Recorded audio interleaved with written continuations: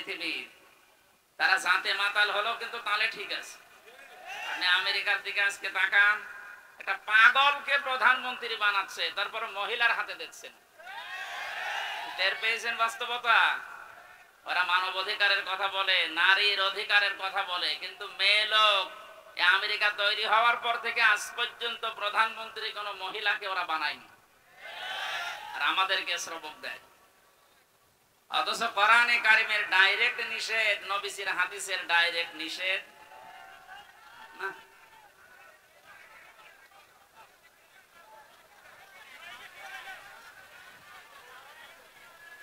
বুঝলাম, কি করা যাবে এখন? ওরা তো ঠিক করতে সময় দেবেন নাকি? যারা আছে ওরা করবে, আপনি বসেন।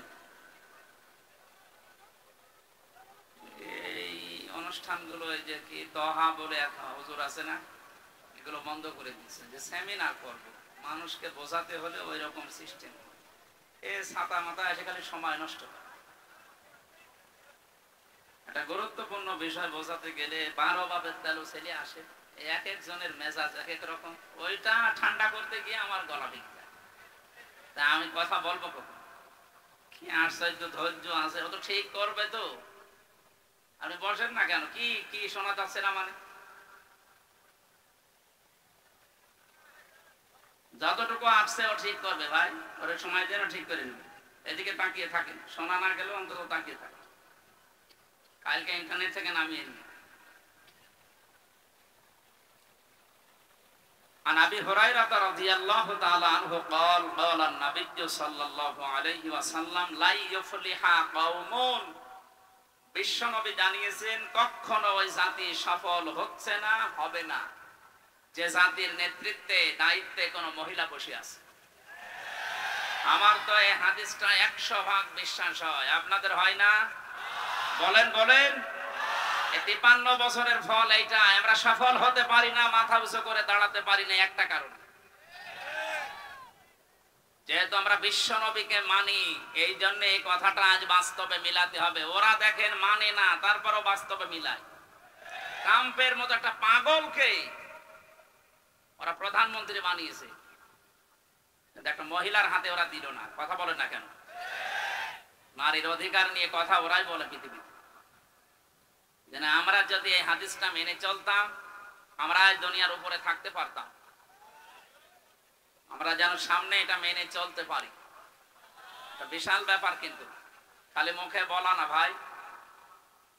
আর রিজালু কাওয়ামুনা আলান নিসা, কোরআনে কারীম জানিয়েছে পুরুষরা হবে এই পৃথিবীর দায়িত্বশীল অভিভাবক, আর মেয়েরা হবে তাদের আজ্ঞাবহ। অথচ আমরা এই আয়াতটা পুরো উল্টিয়ে ফেলেছি, মনে হয় যে ওরাই রাজমিস্ত্রি আর আমরা যোগালি। নাই, দেখেন বাস্তবে বড় বড় জায়গাগুলোতে সব ওরা, আর আমরা শুধু ইট আর বালি টেনে দিই। না, এগুলো সফল হতে বাধা। ইফলিহার আগে লান আছে, ইফলিহু ছিল, লান আসার কারণে লাই ইফলিহা, কখনো সফল হতে পারছে না, পারবেও না। এই কথাটা 100% বিশ্বাস করি না আমরা। এই জন্য আমরা চাই আগামীতে বাংলাদেশে অন্তত নবীর হাদিস আমরা যারা মেনে চলতে চাই, সামনে যেন কোনো মহিলা অন্তত চেয়ারে না বসে, সে যেই হোক। পুরুষ মানুষ আসেন, কথা বলে না কেন? পুরুষ মানুষ আসেন, আমরা মেনে নিচ্ছি। 96% মুসলমান এই দেশে আমরা বাস করি। কত? এই দেশে আমরা হাফ হাতা চাই, ফুল হাতা চাই না। আপনি কি আন্দাজে হা করে ওঠেন না কিছু বোঝেন? আমি জেলখানায় থাকাকালীন প্রথম যে জেলার পেয়েছিলাম ওইটা ফুল হাতা, হাফ হাতা না। ওর পরে জেলখানায় নাম ছিল দেবদুলাল নাম, কিন্তু মানুষ বলতো ফুল হাতা। ফুল হাতা কি গো? পরে দেখছি ও মুসলমানই দেওয়া নেই। আমরা যেহেতু মুসলমান এই দেশে বেশি বাস করি, আমাদের যারা দায়িত্বে আসবে ওরা হাফ হাতা হবে নাকি? হ্যাঁ, কোন ফুল হাতা দেখতে চান? ওদের আমরা দেখেছি জেলখানায় একজন থাকার কারণে মুসলমান আমরা 100 জনের 98 জন, আর পুরা জেলখানা মিলে হয়তো 100 জনের 2 জন হিন্দু পাওয়া যেত। অথচ এদের দাপটে, একজনের দাপটে টিকা যায় না। বহু কষ্ট দিয়েছিল এই লোকটা আমাকে। আলেমদের প্রতি রাগ বেশি ছিল, কারণ ওর কাছে তো আর আলেম জালেম নেই, সবই সমান। ও আল্লাহকেই মানে না তো হামজাকে কি করে মানবে? আমরা যে কথাটা এখন সারা বিশ্বে ওনারা ছড়িয়ে বেড়াচ্ছে, আমরা নির্বাচিত ছিলাম, আমাদেরকে উৎখাত করা হয়েছে, এটা মিথ্যা কথা। 15.5 বছরে ওরা নির্বাচিত ছিল, এ কথা যদি কেউ ঘোড়াকে জিজ্ঞাসা করে সেও হাসবে। হ্যাঁ, আপনি ঘোড়াকে জিজ্ঞাসা করেন, ও ঘোড়ার হাসি দেখেছেন?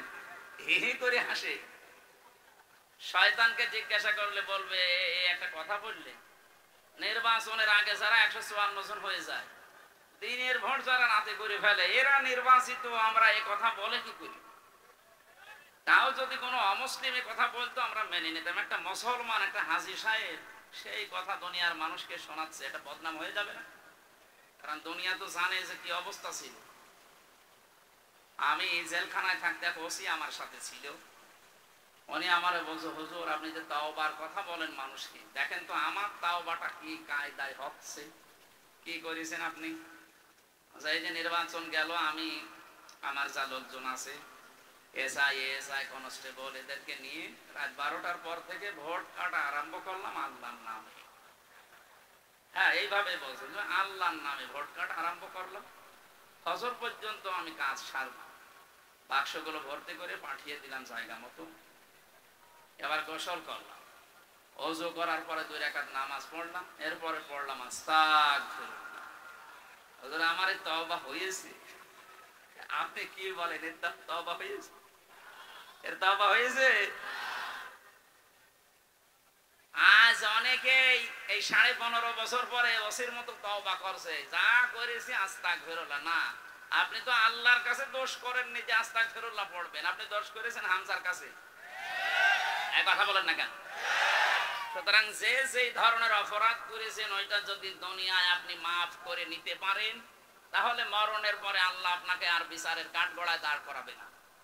কিন্তু এই অপরাধের যদি শাস্তি দুনিয়ায় না হয়, যার ক্ষতি করেছেন ওর ক্ষতিপূরণ যদি দিতে ব্যর্থ হন, কিয়ামতে আল্লাহ যখন বিচার করবে, ওই লোক এসে বলবে যে আমার 32 লাখ টাকা, আমার যেমন 32 লাখ গেছে, আমার বাবা এসে বলবে যে 32 লাখ টাকা এর মামলার আয়ু থেকে একেবারে উপর পর্যন্ত এরা নিয়েছে, এই টাকাগুলো ফেরত দেন, এরপরে আপনি জাহান্নামে যাবেন না জান্নাতে যাবেন, যান। এটা কেন বলছি? কারণ বহু মানুষ এখন এই ধান্দায় আছে, যাই করেছি একটু আস্তাগফিরুল্লাহ পড়িনি। এখানে যারা আলেম আছে, এই যে আমার বড় ভাই, আমি এখন একটা হাদিস বলছি, যদিও শুনেছেন আপনি, এটা দেখেন তো বাস্তবে আমরা কোথায় আছি। আমার ভাইরা, বিশ্বনবীর কাছে একজন যুবতী মেয়ে এসে বলে, হে রাসূল আমি জিনা করেছি। নবীজি মুখ ঘুরিয়ে নিলেন, বললেন যে কথা কাউকে বলবা না, যাও বাড়ি চলে যাও। মেয়েটি আবার সামনে এসে বলে, হে রাসূল আমি জিনা করেছি। নবীজি বললেন এই কথা কাউকে বলবা না, বাড়ি চলে যাও। আবার সামনে এসে বলে, হে রাসূল আমি জিনা করেছি, আপনি আমাকে মুক্ত করেন, আমি এই পাপ থেকে পরিত্রাণ পেতে চাই, পবিত্র হতে চাই। কি মনে হয় জামালপুরবাসী 1500 বছর আগের এই ঘটনা, নবীজি কি তাকে বলতে পারতেন না যে যা হয়েছে হয়েছে, আস্তাগফিরুল্লাহ পড়ি না? এই কথা বলছেন না, বলতে পারতেন না? বলেছিলেন। 3 বারের পরে তাকে বললেন, তুমি কি জিনা করার পরে গর্ভবতী হয়েছো? বলে হ্যাঁ। তাহলে বিচার এখন হবে না, আগে সন্তানটা দুনিয়ায় ডেলিভারি হোক, কারণ তোমার দোষ আছে, ওই ছেলেটার দোষ নেই, ওটা তো মাসুম বাচ্চা, ওটা আসুক আগে। ওটা খালাস হওয়ার পরেই মেয়েটা দৌড়িয়ে এসেছে, রাসূল আমাকে মুক্ত করেন, আমি পরিত্রাণ চাই, মুক্তি চাই। বিশ্বনবী বললেন না, এখনই না, এই বাচ্চাটা কমপক্ষে 2 বছর তোমার স্তনের দুধ পান করার হক রাখে। যদিও কোনো মা যদি দুনিয়ায় সন্তানকে দুধ পান না করায়, মায়ের গুনাহ হবে না, কারণ এই দায়িত্ব বাবার। নতুন হয়ে গেল নাকি? আমি এবারে আলেমদেরকে বলছি, ওয়াল ওয়ালিদাতু ইউরদিউনা আওলাদাহুন্না হাওলাইনি কামিলাইনি লিমান আরাদা ইয়ুতিম্মার রাদা। শব্দের দিকে খেয়াল করেন, আইয়ুতিম্মা, লিমান আরাদা আইয়ুতিম্মার রাদা, মুযাক্কার শব্দ। আল্লাহ মুয়ান্নাস দেননি, 2 বছর দুধ খাওয়ানো লাগবে সন্তানদেরকে, আদেশ আল্লাহ দিয়েছেন। কিন্তু আদেশ দেওয়ার সময় মোজাক্কার পুরুষের শব্দ দিলেন। এ দায়িত্ব বাবার। যেহেতু বাবার জিনিসপত্র নেই, আছে যেটা আছে যাদের, আল্লাহ ওনাদেরকে ঘাড়ে দিয়েছেন। কিন্তু মা যদি বলে না আমি দুধ খাওয়াতে পারবো না, এই দায়িত্ব তো আমার না।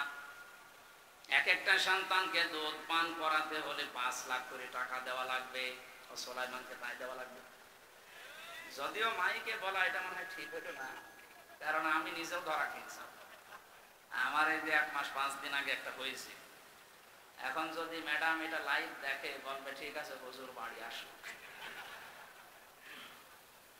হয় 5 লাখ দেবেন না আপনার মেয়ে আপনি নিয়ে যান। আমি তখন বিপদে পড়বো না।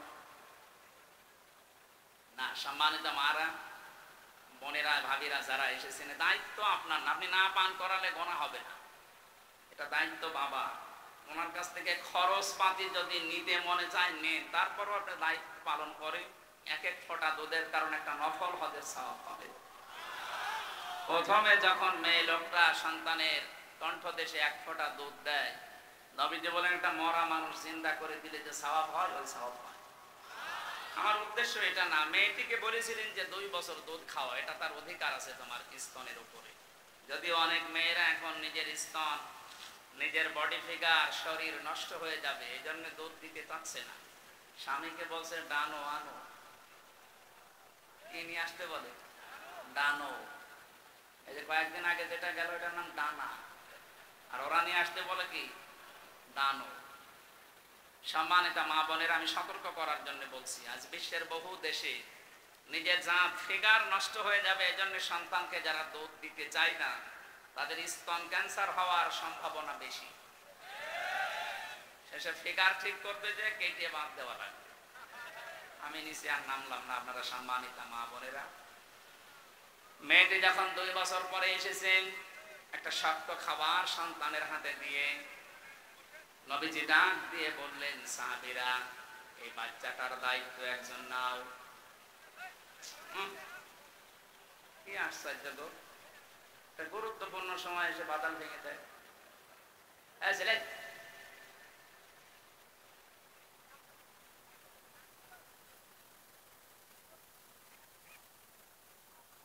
ফ্যানটা বন্ধ হয়ে যাবে, এমনি তো গা ঘেমে গেলে আবার ওই রোগ বেড়ে যাবে। হোসাইন কে কোথায় গেছে? ও কি করে কি হয়? এই সাইডে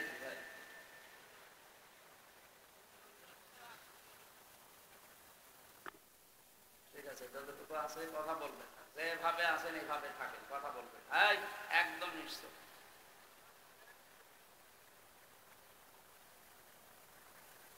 জামালপুরবাসী নবীজি এক সাহাবীকে বললেন, এর দায়িত্ব নাও। মেয়েটাকে মাটির ভেতরে গেড়ে দিয়ে চারিদিক থেকে বৃষ্টির মতো পাথর মারা আরম্ভ করলেন।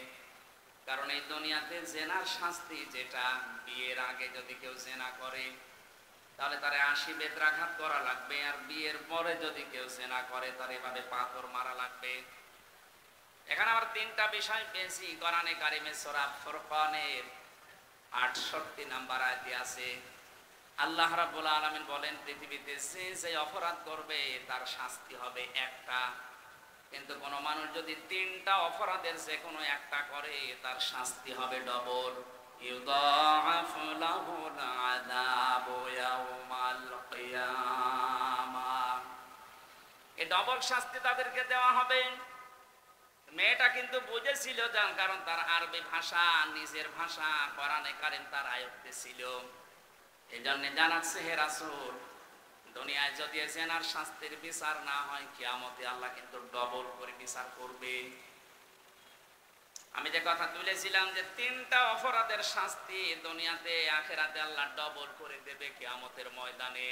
ওয়াল্লাযীনা লা ইয়াদউনা মা'আল্লাহি ইলাহান আখারা ওয়া লা ইয়াকতুলুনান নাফসাল্লাতী হারামাল্লাহু ইল্লা বিল হক ওয়া লা ইয়াজনুন ইলা আখিরি আয়াত। রব্বুল আলামিন বলেন যারা দুনিয়াতে আল্লাহকে ডাকে মাআল্লাহি ইলাহান আখারা, আল্লাহর সাথে অন্য কোন কাউকে শরীক করে ডাকতে থাকে তাদের শাস্তি হবে ডবল। আর এটা বাংলাদেশে সবচেয়ে বেশি।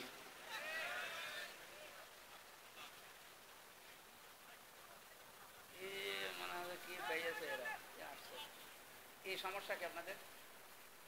হ্যাঁ, কি করতে আসলেন আপনি এখন? কেবল বাদাল ঠিক করছে আর এসব ডিস্টার্ব করে বারবার এভাবে ডিস্টার্ব করলে এই জন্য ভালো লাগে না এসব মাথা ছাতা। একটা তথ্য বের করতে হলে কত চিন্তা ভাবনা করা লাগে জানেন? জিজ্ঞেস করুন করে, আমাকে আন্দাজে বলবো এটা রেকর্ড হচ্ছে, পাগল ছাগল বসে থাকবে সামনে, এর কত মানুষ শুনতেছে জানেন? সারা দুনিয়া এখন লাইভ চলছে, আমার সামনে এখন 18 কোটির উপরে মানুষ বসে আছে, আর আপনি এই যে ডিস্টার্ব করছেন কথা তো ভুলে যাবো।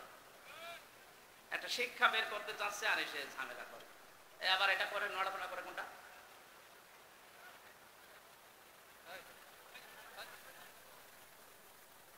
মোনাজাত করে দিলাম না, এভাবে হবে না। এবারে এখানে কেউ যেন না আসে, এই ভাইরে কাড়েন তো ভাই, মেম্বার সাহেব হয় বসেন না চলে যান।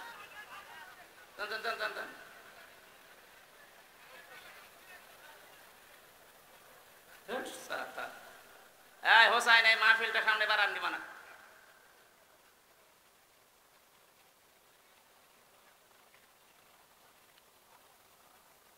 প্রতিষ্ঠানের যে সমস্ত আছে কামিল মাদ্রাসা, ফাজিল মাদ্রাসা অথবা কলেজ, এরকম ভালো জায়গায় দেবে, ঝামেলা মার্কা জায়গায় এসে আমার মাথা খারাপ হয়ে যাচ্ছে। মঞ্চে যদি 1 ঘন্টার ভেতরে কেউ আসে দেখেন তার আমি এমনি মোসাফির অবস্থা আছে, বস দোয়া চলে কি বলছিলাম আমি কিন্তু জিজ্ঞাসা করবো পরে। আমি 1 ঘন্টা ক্লাস নেব, ক্লাসের পরে যদি 5টা প্রশ্ন করে একটাও বলতে না পারে তো সাথে আপনি আসলেন কেন? হ্যাঁ, কত দূর দূরান্ত থেকে এসে বসে আছে। 3টা অপরাধ করলে আমি বলছিলাম দুনিয়াতে আখিরাতে মিলে আল্লাহ ডবল শাস্তি তাকে দেবেন। 1 নম্বরে দুনিয়া যারা আল্লাহকে ডাকে এর পাশাপাশি অন্য কাউকে ডাকে। এই ছোট জীবনে আমি বিশ্বের বহু দেশ পরিভ্রমণ করে দেখেছি, এটা সবচাইতে বেশি বাংলাদেশে। আপনি সারা দেশের অবস্থায় এক আল্লাহকে ডাকতেছেন, পাশাপাশি অন্য এমন কাউকে তার সাথে যোগ করে ডাকে, ইয়া আলী বাবা, শাহ আলী বাবা। আমি যে বলছিলাম যে রেকর্ড হচ্ছে সারা দেশে যাবে, এই জন্য বলছি। আর যারা আল্লাহর নামে জিকির করার পরে পরে কিছুক্ষণ পরে অন্য কাউকে ডাকেন, আপনার শাস্তি ডবল হবে। যারা এগুলো করছেন তা বুঝে করেন আর না বুঝে করেন। এই তাহেরি ভাই যেগুলো করে আল্লাহকে কিছুক্ষণ ডাকে, এরপরে শুরু করেছে বাবার নামে টাকা ডাকে, ইয়া আলী বাবা, শাহ আলী বাবা, খাজা বাবা, পাগলা বাবা। স্পষ্ট ফতোয়া কোরআনে কারিমের, যারা আল্লাহর সাথে অন্য কাউকে ডাকবে তার শাস্তি হবে কয়টা? ডবল। বলেন বলেন, এগুলো করা যাবে দুনিয়ায়? যারা করছেন না বুঝে এখনই থেমে যাবেন। 2 নম্বরে ওয়ালা ইয়াকতুলুনান নাফসাল্লাতী হারামাল্লাহু ইল্লা বিল হক, অন্যায় ভাবে যদি কেউ দুনিয়ায় কাউকে হত্যা করে। আগস্টের 5 তারিখের আগে এই দেশে অন্যায় ভাবে হত্যা হয়েছে 3732 জন। সরকার জানতো 2780 জন এখন হাসপাতালের বেডে কাতরাচ্ছে। ও জামালপুরবাসী, যারা এই যে অন্যায় ভাবে মানুষকে হত্যা করলেন, যারা এর সাথে জড়িত, আল্লাহর কসম তাদের শাস্তি ডবল হবে। কয়টা? বলেন বলেন, কেউ আপনাকে বাঁচাতে পারবে না, আপনার শাস্তি ডবল হবে। 3 নম্বরে ওয়ালা ইয়াসনুন, তারা জেনা করবে না। যদি কেউ জেনা করে তার শাস্তিও ডবল। এই মেয়েটা এটা বুঝেছিল। হে নবী, আপনি আমাকে বারবার বলেন যে গোপন করে যাও, কাউকে বলবা না আমি কি করে থাকি, আমি তো জেনা করে ফেলেছি, আমি একটা বিবাহিতা মহিলা, আপনি দয়া করে আমাকে পরিত্রাণ দেন, মুক্তি দেন, আমি যেন কিয়ামতে ধরা খেয়ে না যাই। এই যে যখন পাথর নিক্ষেপ চলছিল, হযরতে খালিদ ইবনে ওয়ালিদ বলেন আমি একটা পাথর খুব জোরে নিক্ষেপ করলাম, ওর নাকের উপরে লাগার পরে ফিনকি দিয়ে রক্ত আমার শরীরে এসে লেগেছে। আমি বরদোয়া দিলাম, তৎক্ষণাৎ জানিয়েছি। নবীজির কানে কথা যাবার পরে বিশ্ব নবী বললেন, খালিদ থামো, এ কথা বলবা না। আমি নবী, তুমি নবী না। আমি যা দেখতে পাই তুমি তো দেখতে পাও না। আমি দেখতে পাচ্ছি জিবরাইল সরাসরি আমার কাছে এসে এই কথা জানিয়েছে। হে নবী, আপনি সাহাবীকে থামান। এই মহিলার তওবা এমন ভাবে আল্লাহ কবুল করেছে, এর যে অনুশোচনা, এর যে অনুতপ্ত হওয়া, এর যা বিচার কার্যকর হয়ে যাওয়া, আল্লাহ এত বেশি পছন্দ করেছে এই মেয়েটার কাজকে। কোন জালেম যদি এইভাবে তাওবা করতে পারে, আল্লাহ তাকেও মাফ করে দেবেন। কি বুঝলেন এখান থেকে বলেন তো? আর 15.5 বছর যারা জুলুম, নির্যাতন, অত্যাচার এমন কোন কাজ করেননি, বলেন আপনি নিজেই বলেন। আয়না ঘর বানিয়েছিলেন। আজকে গুম যারা করে তাদের একটা সম্মেলন হচ্ছিল যে আয়না ঘরের চাইতে গুম করে যেখানে রাখা হতো এটা আরো মারাত্মক। আমি 10 দিন ছিলাম আয়না ঘরে, আমি দেখেছি ওখানে কি কষ্ট দেওয়া হয় মানুষকে। মুফতি ফখরুল ইসলাম আমার সাথে ছিলেন জেলখানায়। উনি বলছিলেন, ভাই আপনার সাথে কি করেছে আমি জানি না, তবে আমার সাথে এই হয়েছিল। এ পায়ের ভেতর দিয়ে হাত দিয়ে, সামনে যে লোহার ব্যারিকেড দেওয়া থাকে ওর সাথে হাত লাগিয়ে হ্যান্ডকাপ দিয়ে বেঁধে দিয়েছে। এভাবে একটা মানুষ কয় মিনিট থাকতে পারে? 1 দিন, 2 দিন, 5 দিন না, 3 বছর একাধারে এভাবে বেঁধে রেখেছিল ওরে। ওর মাজারে হাড়ে পর্যন্ত ব্যথা হয়ে গেছে।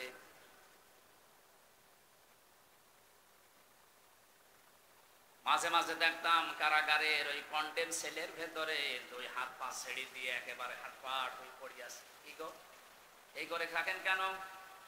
আমারে বলে, হামজা ভাই আপনার সাথে কি হয়েছে আমি তো জানি না, তবে আমার সাথে যা হয়েছে, এই যে মানুষদের শুয়ে থাকে এটা যে কত বড় নিয়ামত আমি টের পাচ্ছি। মাত্র 1.5-2 মিনিট সময় দিত 24 ঘন্টার ভেতরে টয়লেট করার জন্য। সকালে পচা ছোলা দিত। আবার মনে আছে কেউ মাখিয়ে ফেলেছে। আরে ভাই এটা তো 2 দিন, 5 দিন, 7 দিন করলে মানুষ অসুস্থ হয়ে যায়। কেউ 8 বছর, কেউ 10 বছর, কেউ 14 বছর পর্যন্ত ওখানে পড়ে আছে। আমি নিজে দেখেছি। বিভিন্ন দেওয়ালে ছোট ছোট করে না বোঝা না বোঝা এরকম লেখা থাকতো যে ভাই যদি কেউ বাইরে যেতে পারে পরিবারকে একটু বলে দেবেন এই নাম্বারে যে আমি বেঁচে আছি।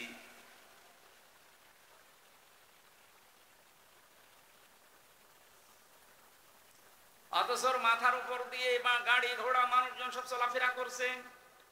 কোন জায়গায় যে আছি মাটির নিচে এটা জানি না, কারণ এখন জানারও খবর নেই যে কোন মাস এটা, কোন বছর, কয়টা বাজে, কিচ্ছু জানি না।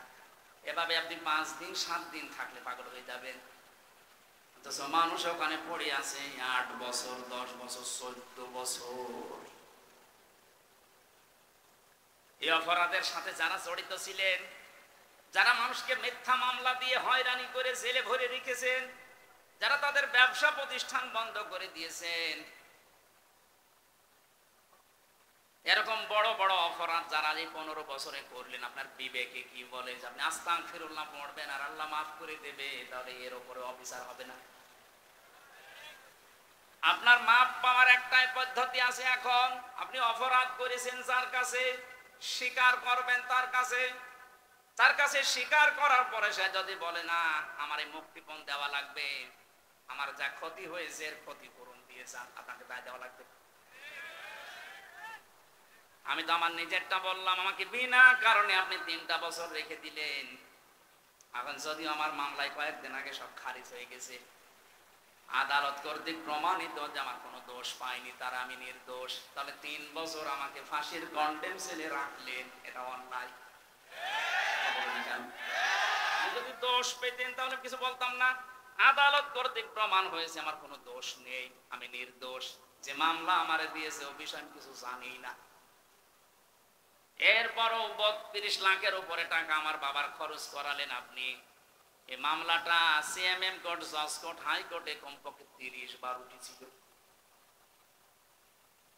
এটা বিশাল ক্ষতি আমার জীবনে করলেন। শুধু আমার একা না, আমার স্ত্রীর, আমার 2টা মেয়ের, আমার মা বাবার। কথা বলছেন না? আর আপনি আন্দাজে কাবার গিলাফ ধরে এখন সে পড়বেন আস্তাগফিরুল্লাহ, আর আল্লাহ আপনাকে মাফ করে দেবে, আমি খেলা করছি। আপনি আগে আমার কাছে বলবেন, আমি যদি বলি আমার ক্ষতিপূরণ দেওয়া লাগবে, আমি তো বলে দিয়েছি আমার মামলার আয়ু সহ যারা একেবারে উপর পর্যন্ত তারা জড়িত, প্রত্যেকের মাপ চাইতে হলে আমার ক্ষতিপূরণ দেওয়া লাগবে, তো মাপ নেই, কিসের মাপ? আর আমি যদি মাফ না করি কিয়ামতে এটা আল্লাহ ডবল করে বিচার করবে। ওই মহিলা ভালোভাবে বুঝেছিল যে এটা আস্তাগফিরুল্লাহ পড়ার কাজ না, দুনিয়ায় আগে শাস্তি যদি আমি নিয়ে যেতে পারি তাহলে কঠিন ময়দানে এই বিষয় আল্লাহর জিজ্ঞাসা করবে না। আমরা এখন এই ধান্দায় অনেকে আছি, অনেকে কিছু জানে না, যে যা কসে করুক আস্তাগফিরুল্লাহ পড়ে নেব না, হবে না। আপনি যা করেছেন আপনার জীবনে, যার কাছে যেটা করলেন আপনি তার কাছে যেটা স্বীকার করবেন আগে। আমি আশা করি আমার এই হাদিসের ব্যাখ্যা আপনি বুঝেছেন। কি কথা বলেন না কেন? এরপরে যদি না বোঝার ভান করে থাকেন, আমার মনে হয় আপনি বুঝবেন না। আপনার কোরআন শরীফ বুখারী শরীফ হবে না, বাকারি শরীফ লাগবে। আমি আবার রিপিট করছি, অপরাধ যার কাছে স্বীকার করবেন তার কাছে। বলেন বলেন, এটা যদি বাংলাদেশে আমরা চালু করতে পারি, আল্লাহর কসম এ দেশে কেউ অপরাধ করার সাহস পাবে না। অপরাধ করে করবো কি, স্বীকার করা লাগবে আজ নাই কাল। এমনকি এ দুনিয়ায় শেষ না, এরপরে আর একটা জগৎ আছে, ওখানে স্বীকার করা লাগবে, আর ওইটা তো আরো কঠিন।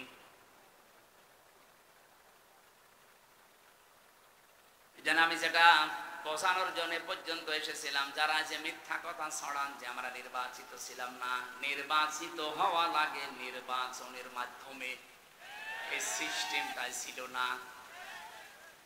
কোরআনে কারিমে আল্লাহ সূরা হজের ৭৮ নম্বর আয়াতে জানিয়েছেন, হুয়া জিতাবাকুম ওয়া মা জাআলা আলাইকুম ফিদ্দীনি মিন হারাজ। তিনি সে আল্লাহ যিনি তোমাদেরকে নির্বাচিত করেন। জামালপুরবাসী বুকে হাত দিয়ে বলেন তো, নির্বাচিত করা হয়েছে পদ্ধতির মাধ্যমে, তার নাম কি? নির্বাচন। বলেন বলেন, নির্বাচন না হলে মানুষ নির্বাচিত হয় কি করে? যেহেতু এটা হয়নি তার মানে আপনি নির্বাচিত না, এ কথাটা মিথ্যা কথা। আপনি যতই মোড়লদেরকে বোঝান তারা তো আর পাগল না, অত পাগল না, পাগল কিন্তু অত পাগল না। সুতরাং মিথ্যা কথা ছড়ানো যাবে না, যারা ছড়াচ্ছেন তারা থামবেন। আমি জানি জালেমদের কপালে হেদায়েত নেই। আল্লাহু লা ইয়াহদিল কওমাস সালিমিন। আল্লাহ বলেন ইয়াহদি, এটা মজারে বর্তমান ভবিষ্যৎ, প্রেজেন্ট ফিউচার। জালেমদেরকে আমি আল্লাহ পথ দেখাচ্ছি না, ওদেরকে পথ দেখাবো না। এজন্য জালেমদের দুনিয়াও শেষ, আখিরাতও শেষ। কারণ কিয়ামতের দিন জালেমরা আল্লাহর মামলার আসামি। কার? এটা আমি বানালাম। সূরা শুরা ৪২ নম্বর আয়াতের প্রথম অংশে আছে, ২৫ নম্বর পারার ৬ নম্বর পৃষ্ঠার ১২ নম্বর লাইনে পাবেন, ইন্নামাস সাবিলু আলাল্লাযীনা ইয়াযলিমুনান নাস। অবশ্যই আমি আল্লাহ নিজে মামলা দায়ের করব তাদের বিরুদ্ধে যারা মানুষ হয়ে মানুষের উপরে জুলুম করেছে। এটা দেশে হয়নি বলেন তো? এই কথা বলেন না, হয়নি? এই জন্য বলছি জালেমরা, ওদের দুনিয়া শেষ, আখিরাত তো আগেই শেষ। এই জন্য আমরা যেন আবার ওদের মতো কপাল পোড়া হয়ে না যায়। আমি এই জন্য বারবার সতর্ক করছি, আমাদের সামনের জীবন বিবেক দিয়ে চালানো লাগবে। আজকের তেলাওয়াত কি আয়াতে আল্লাহ ওই কথাগুলো আমাদেরকে শোনাচ্ছেন, যাদের ৩টি ইন্দ্রিয় শক্তি দিয়েছি কিন্তু তারা কাজে লাগাচ্ছে না। আমি আল্লাহর ঘোষণা, এরা জাহান্নামী। ওয়ালাকাদ দারআনা লিজাহান্নামা কাসীরাম মিনাল জিন্নি ওয়াল ইনস। সূরা আরাফের ১৭৯ নম্বর আয়াতের প্রথম অংশে আল্লাহ জানিয়েছেন অবশ্যই। এখানে আল্লাহ ওয়া দিয়ে আরম্ভ করে দুইটা তাকিদ দিয়েছেন, লাম একটা, কদ একটা। কথা বলার আগে আল্লাহ গ্যারান্টি দিচ্ছেন, তার মানে এটা গুরুত্বপূর্ণ বিষয়। অবশ্যই অবশ্যই দারআনা লি জাহান্নামা, জাহান্নামের জন্য আমি আল্লাহ বানিয়েছি, তৈরি করেছি কাসীরাম মিনাল জিন্নি ওয়াল ইনস, অধিকাংশ মানুষ আর জিন জাহান্নামে যাবে, এই জন্যই তারা তৈরি হয়েছে। আল্লাহ এখানে কালিল না দিয়ে কাসির দিয়েছেন। প্রশ্ন আসতে পারে, অধিকাংশ জিন আর মানুষ যদি জাহান্নামে যাবে তাহলে আমার দোষ কি? আমার দোষ আছে। আমার দোষ এইটা, এখানে আল্লাহ তিনটি ইন্দ্রিয় শক্তির কথা জানাচ্ছেন। এটা পৃথিবীর সব সৃষ্টিকে দেয়নি, যাদেরকে দিয়েছেন তারা যদি কাজে না লাগায়। আল্লাহ প্রথম প্রশ্ন দিচ্ছেন, প্রথম তাদের পরিচয় দিয়েছেন উলাইকা কালানাম, এরা চতুষ্পদ জানোয়ার, বালুহুম আদল, বরং তার চাইতে নিকৃষ্ট। আদল ইসমে তাফজিল, এটা এর চাইতে খারাপ আর হয় না। উলাইকা হুমুল গাফিলুন, এরা গাফেল। এবার দেখেন তো এই তিনটি ইন্দ্রিয় শক্তি আপনার আমার আছে কিনা। লাহুম কুলুবুল লা ইয়াফকাহুনা বিহা। আল্লাহ পাক বলেন, এক নম্বরে তাদের ইন্দ্রিয় শক্তি দিয়েছি কলব, হৃদয়। এতে কমন সেন্স, বিবেক, এটা যাদেরকে দিয়েছি, এটা থাকার পরে যারা কাজে লাগায় না, ওইগুলো আমি আল্লাহর কাছে মানুষ হিসাবে বিবেচিত না, ওরা জানোয়ার। এটা সারা বিশ্বের ভেতরে বাংলাদেশে এই প্রকার মানুষ আপনি বেশি পাবেন। বিবেক কাজে লাগায় না, এই কথা বলছেন না কেন? আপনি দেখেন তো, বিবেক কাজে লাগায় না এরকম মানুষ দেশে নেই। আপনি একটু বারের জন্য বিবেককে একটু নাড়া দেয় না যে আমি কি ছিলাম আর কি হলাম।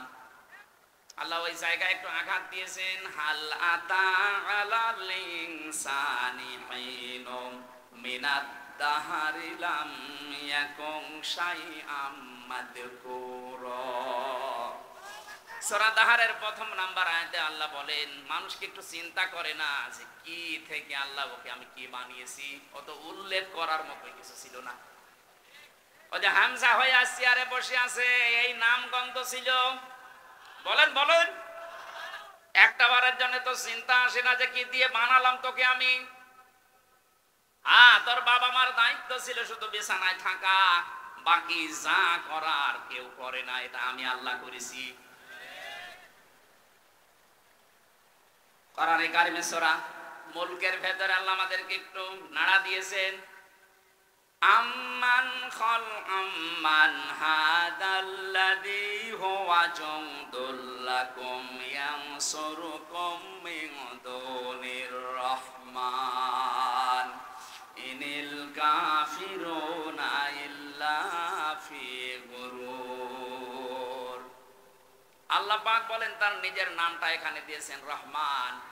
এ রহমান যদি তোমাদেরকে বঞ্চিত করে দেয়, তোমাদের কোন সৈন্য বাহিনী আছে যে তোমাদেরকে বাঁচাতে পারে, সাহায্য করতে পারে? উনি যে বিভিন্ন সাহায্য তোমাকে করছেন। এই আয়াতের তাফসিরে আমি পড়েছি, প্রতিটি মানুষকে আল্লাহ সুস্থভাবে চলার জন্য লক্ষ লক্ষ ফেরেশতা তার পেছনে লাগিয়ে রেখেছেন। এই যে আমি কথা বলতে পারি, এক একটা কথা তৈরি হওয়ার জন্য 27টা ধাক্কা লাগে কণ্ঠে। বিজ্ঞান প্রমাণ করেছে মানুষ যে কথা বলে, আল্লাহ মাহুল বায়ান, মানুষকে আল্লাহ বায়ান শিখিয়েছেন। এই কথা বলতে হলে 27টা স্তরে ধাক্কা লাগে, এরপর একটা কথা তৈরি হয়। আর কোরআনের তাফসিরে পেয়েছি, এক একটি স্তরে এক একজন ফেরেশতা আল্লাহ বসিয়ে রেখেছে। এ ওর কাছে, ও ওর কাছে, ও ওর কাছে, এভাবে দিতে থাকে। 27 নাম্বার ধাক্কা দিয়ে একবার একটা কথা বের হয়। কোন বাবা এই কথাটা তৈরি করে দিচ্ছে আপনারে? বোবা যারা, তাদেরকে আপনি বোম মারলেও কথা বলতে পারবে? বলেন, কি নেই তার? তার মতো কণ্ঠ আছে, কথা বের হচ্ছে না। ফেরেশতারা ওই দায়িত্ব পালন করে না। আল্লাহ বলেন, আমি ফেরেশতাদেরকে লাগিয়ে রেখেছি। এই যে কানে শোনো, এখানে প্রায় 24টা ধাক্কা লাগছে। 24টা ধাক্কা লাগার পরে পর্দায় কথাটা যে ধাক্কা লাগে, ওখানে একটা তরঙ্গ সৃষ্টি হয়। কম্পিউটার আপনি সেট করতেন, আমি আপনার মানব দেহ একটা একটা করে দেখাতে পারতাম, আপনি সেজদা দিতে বাধ্য হবেন। সূরা তারিকের ভেতরে আমি তাফসীর পড়তে গিয়ে বেশি, ফালিয়ানজুরিল ইনসানু মিম্মা খুলিকা মিম্মা দাফিকি ইয়াখরুজু মিন বাইনিস সুলবি ওয়াত তারাইব। আল্লাহ পাক বলেন, দুনিয়ার মানুষেরা মনে করেন হামজাকেই বলছে, ও হামজা, একটু নজর করে দেখো না কি জিনিস দিয়ে তোমারে বানালাম। বাবার স্ফলিঙ্গ দিয়ে দ্রুত গতিতে বের হয়ে যাওয়া, না পাক পানিটা যখন মায়ের রেহেম পর্যন্ত যায়, আমি আল্লাহ 40 দিন 40 দিন 40 দিন এভাবে পাল্টাতে থাকি। 6 মাস পর্যন্ত পাল্টাতে পাল্টাতে একটা আলাদা রূপ আমি নিজে দান করি। এ রূপ দেওয়ার জন্য 13টা জিনিস লাগে। কয়টা বলেন বলেন? 13টার ভেতরে মার বাবা 8টা। মায়ের কাছ থেকে চুল, রগ, হাড় আর পর্দা পায় সন্তান। বাবার ওই না পাক পানি দিয়ে রক্ত, গোশত, চর্বি আর চামড়া বানায়। 4 4 8টা হলে মানুষ তৈরি হবে না। আল্লাহ পাক বলেন, আমি যে রব নাম নিয়েছি এই কারণে আরো 5টা জিনিস দান করি। ওয়াজআলা লাকুমুস সামআ ওয়াল আবসারা ওয়াল আফইদা ইলা আখিরি আয়াত। সূরা নাহলের 78 নম্বর আয়াতের মাঝের অংশে আছে। 14 নম্বর পারার 14 নম্বর পৃষ্ঠা 14 নম্বর লাইনে আছে। আল্লাহ পাক বলেন, শ্রবণ শক্তি, দর্শন শক্তি, বাক শক্তি, আকেল শক্তি আর জ্ঞান শক্তি, এই 5টা আমি নিজে দান করি। একটাও যদি কম দিতাম, তুমি হামজা আসতে, যদি আমি দর্শন শক্তি না দিতাম তাহলে কানা হয়ে আসতে। কথা বলছে না? অনেক কানা দুনিয়ায় আসে না? আল্লাহ তারে 12টা দিয়েছে, ওই একটা দেয়নি। কোন মানুষকে যদি এই যে বাক শক্তি না দিতাম, মানুষ আসতো কিন্তু কথা বলতে পারতো না, বোবা। আমার তো মাঝে মাঝে এই সৃষ্টিগুলো নিয়ে চিন্তা হয়, আল্লাহ দয়া করে যদি আমাকে একটাও কম দিতে, পূর্ণাঙ্গ হামজা কেউ বলতো না, বলতো কানা হামজা, শুধু আমারে একা বলতো। এবার বলছেন না? আপনি এটা যদি না পেতেন, আপনাকেও বলতো যে বোবা, এ কালা। আকেল শক্তি আল্লাহ যদি না দিত, আপনি পাগল হয়ে আসতেন। এই জন্য আকলটা যারা ব্যবহার, পাগলের বিচার নেই, এই কারণে পাগলের উপরে শরীয়তের বিধান কার্যকর হয় না, এই কারণে তাদের আকল নেই। আল্লাহ পাক বলেন, ইন্না শাররাদ দাওয়াবি ইনদাল্লাহিস সাম্মুল বুকুমুল্লাযীনা লা ইয়াকিলুন। সূরা আনফাল 22 নম্বর আয়াতে আল্লাহ জানিয়েছেন, পৃথিবীতে যত সৃষ্টি বানিয়েছি আমি আল্লাহর কাছে সবচাইতে নিকৃষ্ট ওইটা যার বিবেক কাজে লাগে না। কি হয়েছে বলেন তো আপনার বিবেকের? কেন বিবেকটা কাজে লাগান না? কোরআনে কারিমে আমি দ্বিতীয়বার পেয়েছি, যারা জাহান্নামের দরজার কাছে যাবে, ধাক্কা দিতে দিতে যখন জাহান্নামের দরজার কাছে নিয়ে যাবে মানুষদেরকে, ওখানে যিনি দাঁড়িয়ে আছেন মালিক, দারওয়ান ফেরেশতা, ফেরেশতা বলবে, হাত্তা ইযা জাউহা ফুতিহাত আবওয়াবুহা ওয়া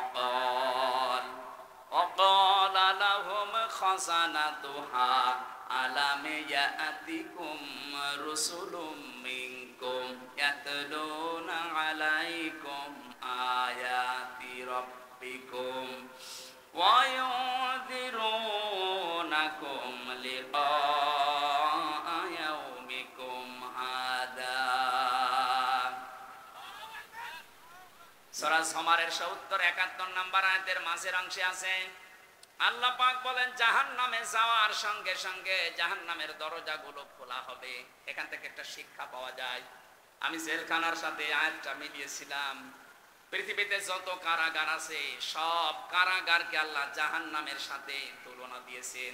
আর দুনিয়া সিজনুল মুমিনি ওয়া জান্নাতুল কাফির, দুনিয়ার ময়দানটা হচ্ছে মুমিনদের জন্য জেলখানা। কে বলছে? কারাগার জেলখানা, এটা নবীজি জানিয়েছেন। আমি এই শব্দ মিলালাম এইভাবে যে কারাগারের দরজা সব সময় 24 ঘন্টা বন্ধ থাকে। যেই দিন এটা ওপেন করা হয়েছে ওই দিন থেকে যতদিনে কারাগার স্থায়িত্ব, যতদিন থাকবে, কোনদিন কারাগারের মেন ফটক খোলা থাকবে না। 24 ঘন্টা বন্ধ থাকে। কেউ গেলে খুলে দেয়, তাড়াতাড়ি ঢুকে আবার তালা মেরে দেয়। আল্লাহ বলেন, জাহান্নামে যাদেরকে নিয়ে আসা হবে, এদেরকে জাহান্নামের গেটে আসার সঙ্গে সঙ্গে গেট খুলে ভেতরে ঢোকাতে দেরি, তালা দিতে দেরি হবে না। ভেতরে ঢোকানোর পরে জাহান্নামের মানুষেরা যখন হাওমাও করবে, চিৎকার করবে, কান্নাকাটি করবে, তখন ফেরেশতা বলবে আলাম ইয়াতিকুম রুসুলুম মিনকুম, তোমাদের কাছে কি কোনো রাসূল যায়নি, বার্তা বাহক যায়নি? তারা যদি বলে হ্যাঁ আমাদের কাছে মুহাম্মদুর রাসূলুল্লাহ আসেনি, ফেরেশতারা সঙ্গে সঙ্গে বলবে মুহাম্মদুর রাসূলুল্লাহ যায়নি, কিন্তু তার ওয়ারিসরা যায়নি। এই যে আলেম এখন যাদের দেখতে পান এরা নবীর ওয়ারিস, এক কথা বলে না কেন? আল উলামা ওয়ারাসাতুল আম্বিয়া, নবীরা ঘোষণা দিয়েছেন, বিশ্ব নবী বলেন আলেম যারা এরা নবীদের উত্তরাধিকারী ওয়ারিস। তারা টাকা পয়সা রেখে যায়নি, কিন্তু তারা এলেম রেখে গিয়েছে। যারা এলেম পাবে এবং এলেম অনুযায়ী আমল করবে, কাজ করবে, এই মানুষগুলো নবীর উত্তরাধিকারী ওয়ারিস, নাইবে রাসূল। এই যে রসুলুন বহু বচন দিয়েছেন এই কারণে, হয়তো মুহাম্মদ রাসূলুল্লাহ কিয়ামত পর্যন্ত থাকবে না, কিন্তু তার উত্তরাধিকারী নায়েব থাকবে না, এখন নেই। আরো জোরে বলে। তাহলে আয়াতটা মনে করেন আমির হামজা সুলাইমান এদের জন্য। ফেরেশতা বলবে কি তোমাদের কাছে হামজা সুলাইমান যায়নি? ওরা স্বীকার করবে হ্যাঁ গিয়েছিল। তারা কি আল্লাহর এই আয়াতগুলো সম্পর্কে তোমাদের সতর্ক করেনি যে এরকম জাহান্নাম আছে, এরকম শাস্তির একটা জায়গা আছে, এখানে আসলে এরকম ভাবে শাস্তি দেওয়া হয়? যতগুলো জাহান্নামের শাস্তির ধরন আমি পড়েছি, সবচাইতে আশ্চর্যজনক এবং কঠিন আমার কাছে মনে হয় লাজাটা।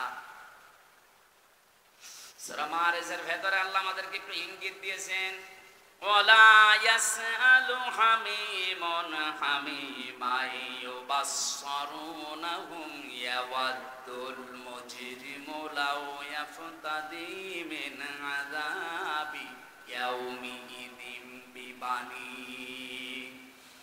সেদিন কোনো বন্ধু বন্ধুকে উপকার করতে পারবে না। মানুষ এমন কঠিন অবস্থায় পড়ে যাবে, সে নিজের আপন সন্তানকে পর্যন্ত বলবে আল্লাহ এটা মুক্তিপণ হিসাবে দিয়ে দিলাম, তুমি আমাকে একটু রক্ষা করো। সাহিবাতিহি ওয়া আখি, তার স্ত্রীকে, তার সাথীকে, তার ভাইকে সে দিতে রাজি হয়ে যাবে। ফাসিলাতিহি আল্লাতী তুবি, এমনকি তার জ্ঞাতি গোষ্ঠী যারা তাকে আশ্রয় দিত, প্রশ্রয় দিয়ে রাখতো, অন্যায় করলেও যারা বাঁচিয়ে দিত, বিভিন্ন ক্ষমতা পাওয়ার, টাকা পয়সা আইন দিয়ে, তাদেরকে সে বলবে এগুলো দিয়ে দিলাম। আল্লাহ বলবেন না, অমাং ফিল আরদি জামিআ, শেষে বলবে আল্লাহ দুনিয়ায় যত সম্পদের মালিক ছিলাম, স্থায়ী অস্থায়ী সব দিয়ে দিলাম। মাইনজি, এরপর আমাকে আযাব দাও। এবার ধমক আসবে। আল্লাহ রাব্বুল আলামিন তার বিচারের কাঠগড়ে এবার মাত্র ধমক মারবেন, কাল্লা, কখনোই না, ইন্নাহা লাযা, তোর আমি লাজায় দেব। কোথায়? বলেন বলেন। শব্দটা শুনতে যত ছোট মনে হচ্ছে, ব্যাপারটা অত ছোট মনে না। ইন্নাহা লাযা, তোরে আমি লাজায় দেব। বর্ণনা দিচ্ছেন এরপরে লাজা কি জানো? নাযাআতাল লিশাওয়া, এখানে আগে দেওয়ার সঙ্গে সঙ্গে চামড়া খসে যাবে। পৃথিবীতে এমন কোন জায়গা আমার চোখে ধরা পড়ে নাই যেখানে যে ঘরের ভেতরে ঢুকলে চামড়া খসে যায় না। চামড়া খসানোর কিছু পদ্ধতি আছে, ওগুলো আগে অ্যাপ্লাই করা লাগে, ওগুলো আগে প্রয়োগ করা লাগে, তারপরে চামড়া খসে। কিন্তু এই লাজা এমন একটা ঘর আল্লাহ বানিয়েছে, জাহান্নামের একটা নাম, এখানে ঢুকলেই চামড়া আগে খসে যায়। আল্লাহ বলেন যে লাজা, এই চামড়া খসায় এই ঘর কাকে ডাকবে জানো? তাদউ মান আদবার ওয়া তাওয়াল্লা। এই যে লাজা নামক এই জাহান্নাম যেখানে চামড়া খসানো হবে, এটা ডাকবে তাদেরকে দুনিয়ায় যাদের সত্যের দিকে ডাকার পরে মুখ ফিরিয়ে। আর এটা আমার মনে হয় বাংলাদেশে বেশি, কারণ এত কোরআনের কথা পৃথিবীর কোনো দেশে হয় না। এত সতর্ক করার পরও দেখবেন না, ওর মতের মিল যখন হয় না, ওর নিচের সাথে মেলে না, আস্তে করে উল্টা পাল্টা ফতোয়া দিয়ে চলে যায়। এক কথা বলছেন না কেন? আমি কি আমার বাবার বানানো কথা বলছি? আপনি কোন কারণে মানেন না? আপনি নিজের সাথে মিলিয়ে যাচ্ছে, তখন আপনার রাগ হয়। মানে তাদউ, আল্লাহ বলেন ও ডাকবে তোকে, মান আদবারা ওয়া তাওয়াল্লা, যে ব্যক্তি মুখ ফিরিয়ে নিয়ে উল্টা অ্যাবাউট টার্ন করে চলে গেছে। আজকে যে আয়াত থেকে কথা বলছে, এই বিবেকটা যাদের কাছে লাগবে না, অনেকের লাগছে না, তাদের কিন্তু পরিচয় লাগবে। আমি জানি, কথা বলে না কেন? আপনি যদি সতর্ক না হন, যেখানে আছেন ওখান থেকে কিন্তু এমন জায়গায় আল্লাহ ফেলবে, উঠতে পারবেন না। এক ছেলে এসে কাঁদছিল বাবার কাছে। বাবা বলছে, এই কাঁদিস কেন, কি হয়েছে? বলছে, আব্বা রেজাল্ট দিয়েছে। রেজাল্ট দিয়েছে, কি কাঁদার কি আছে? তুই পাস করলি না ফেল করলি এটা বললেই তো হয়। ডাক দিয়ে বলছে, আব্বা ফেল করলে তো কথা ছিল, ছিলাম 5-এ, নামিয়ে দিয়েছে 3। এখন আমার ওই জায়গায় উঠতে আরো 2 বছর লাগবে। আপনি আজ কোরআনের কথাগুলো শোনার পরে বুঝতেছেন যে হ্যাঁ, আমার ভেতরে এই দোষ আছে। আমি সত্যকে সত্য জানার পরও অ্যাবাউট টান করে চলে যায়। আপনার জায়গা ওই লাসা, আপনি প্রবেশ করতে দেরি, চামড়া খসতে দেরি হবে না। আর একটা কথা আল্লাহ এরপরের আয়াতে জানিয়েছেন, ওয়াজামা ফাআওয়া, যারা সম্পদ আদি জমা করে আর বারবার হিসাব নিকাশ করে এবং এটা কি করে সংরক্ষণ করা যায় সেই চিন্তা ভাবনায় থাকে। এই 15.5 বছরে কত কোটি কোটি টাকার মালিক এক একজন হয়েছে। এটা যদি বৈধ পথে উপায় করা লাগতো, কিয়ামতের আগে সম্ভব ছিল না। এক দরবেশী 36,000 কোটি টাকার মালিক। এক কথা বলছে না কেন? এস আলম গ্রুপ ইসলামী ব্যাংক থেকে 75,000 কোটি টাকা মেরে খেয়েছে। এক একজনের বাবার নামে, মায়ের নামে, মেয়ের নামে, ছেলের নামে, বোনের নামে কত কোটি কোটি টাকা পাচার হয়েছে। আপনি একটু বাইরের দেশে গিয়ে খবর নিয়ে আসেন। বেগম পাড়া হাওয়ায় হয়নি, টাকা দিয়ে বানানো দেখেছি। আমি একটা হাদিস বলছি, পাঁচটা পয়েন্টের একটা বলছি, একটু মিলান তো। আপনি শুনতেছেন না? শেষ করে দেব। বিশ্বনবী যেদিন নবুয়ত পান, আমি আলেমদেরকে বলছি, নবুয়ত পাওয়ার পরে এসে খাদিজাকে বলেছিলেন, সাম্মিলুনি সাম্মিলুনি, আমাকে ঢেকে দাও, আমাকে ঢেকে দাও, আমি ভয় পেয়েছি। এই এদিকে তাকান, আমি ভয় পেয়েছি, আমার জীবনের উপরে আমার আশঙ্কা হচ্ছে, না জানি আমি মরে যাই কিনা, আমাকে ঢেকে দাও। হযরতে খাদিজাতুল কুবরা ওই দিন বলেছিলেন, স্বামী ভয় পাবেন না। আবুল কাসেম কেন ভয় পান? কাল্লা, কখনো না। আল্লাহি মা ইউখসিকাল্লাহু আবাদান, ইন্নাকা লাতাসিলুর রিহমা ওয়া তাহমিলুল কাল্লা ওয়া তাকসিবুল মা'দুমা আতুকরিউদ দাঈফা আতুইনু আলা নাওয়াইবিল হক। 5টা কথা খাদিজা ওই দিন বলেছিলেন। আমি এবার আলেম সহ যারা মেয়েরা এসেছেন তাদেরকে একটু অ্যাক্টিভ হওয়ার জন্য বলছি, মিলাবেন। ওই সময় খাদিজা কিন্তু মুসলমান এখনো হয়নি, কারণ ইমানের দাওয়াত পায়নি। তিনি বলেছিলেন, আল্লাহর কসম, কখনো আল্লাহ আপনাকে ভয় দেখাতে পারেন না। কোন জিন, পরি, ভূত এগুলো আপনাকে ভয় দেখাতে পারে না। আপনি যে কাজগুলো করেন, দেখেন তো আপনি স্বামী হিসাবে এই কাজগুলো করেন কিনা। ইন্নাকা লাতাসিলুর রিহমা, আপনি রেহেমের সম্পর্ক ঠিক রাখেন। রেহেম মানে আত্মীয়তা। রেহেম মানে কি? বলেন বলেন। নিজের স্ত্রী স্বামীর চরিত্রের গ্যারান্টি দিচ্ছে যে আপনার ভয় নেই, আল্লাহ আপনাকে ভয় দেখাবেই না, কারণ আপনি রক্তের সম্পর্ক ঠিক রাখেন। এখানে আমি সহ বহু স্বামী বসে আছি, দেখতে মনে হয় বুজুর্গ, অথচ নিজের আপন বোনের সাথে সম্পর্ক নেই। কথা বলছে না কেন? নিজের ভাইয়ের সাথে সম্পর্ক নেই। এগুলো রক্তের সম্পর্ক না। কি করবেন আপনি? নামাজ পড়ে, রোজা রেখে, হজ করে, রক্তের সম্পর্কটা গুরুত্বপূর্ণ। যখন আল্লাহ সব সৃষ্টি শেষ করে দিলেন, তখন এই রেহেম আল্লাহর কুদরতি পা জড়িয়ে ধরেছিল। ডাক দিয়ে বলে, মাবুদ, আমার সম্পর্কতে কিছু বলবে না। আল্লাহ পাক বলেন, তোমার সম্পর্কে আমার রায় হচ্ছে, তোমার সাথে যারা সম্পর্ক রাখবে, আত্মীয়তার সম্পর্ক, রক্তের, আমি তাদের সাথে আছি। যারা তোমাদের সম্পর্ক ছিন্ন করবে, আমি আল্লাহ তাদের সাথে নেই। আপনি রক্তের সম্পর্ক যদি ছিন্ন করে দেন, আল্লাহ আপনার সাথে নেই। বলেন, আপনার নামাজ দিয়ে আপনি কি জান্নাতে যেতে পারবেন? রোজা দিয়ে, যাকাত দিয়ে? এই বলেন না কেন? তাহলে আজকে থেকে এই সিদ্ধান্ত পাল্টান। ধর্ম আত্মীয় পাঠিয়েছে সে রাজীবপুরে, প্রতি মাসে 3 বার করে যাচ্ছে জাকির সাহেব, অথচ নিজের বাবা, নিজের মা, নিজের আপন বোন পাশের বাড়িতে বিয়ে হয়েছে, ওকে 1 বছরে একবারও চায় না। আর আমি যতটুকু বাস্তবে দেখতে পাচ্ছি, আজ হাজারো স্বামীদের রক্তের সম্পর্কগুলো নষ্ট হওয়ার পেছনে কারণ তার বউ। বেশি বলে ফেললাম? বেশি হয়নি, কেবল শুরু হচ্ছে। এর বর শুধু একাদশ না, এই বউকে কান পড়া দেয় ওই বর মা আর ওর বড় বোন। এরকম বউ আছে কার ঘরে? হাত তোলেন তো। যাকে এলাকায় ওয়াজ ঠিক আছে। সম্মানিত মা মরে না, আমি হাসির খোরাকি দেইনি। এটা আজ 100,098টা পরিবারে এই সমস্যা। এই কথা বলেন না কেন? আমি 3 দিন আগে ছিলাম নীলফামারীর কিশোরগঞ্জ থানা, একটা বৃদ্ধাশ্রমে গিয়েছিলাম দেখার জন্য। কত মা আর বাবা লাইন দিয়ে বসে আছে, ওদের চোখের দিকে তাকালেই মনে হচ্ছে ওরা ছেলে মেয়ের জন্য বরদোয়া করছে।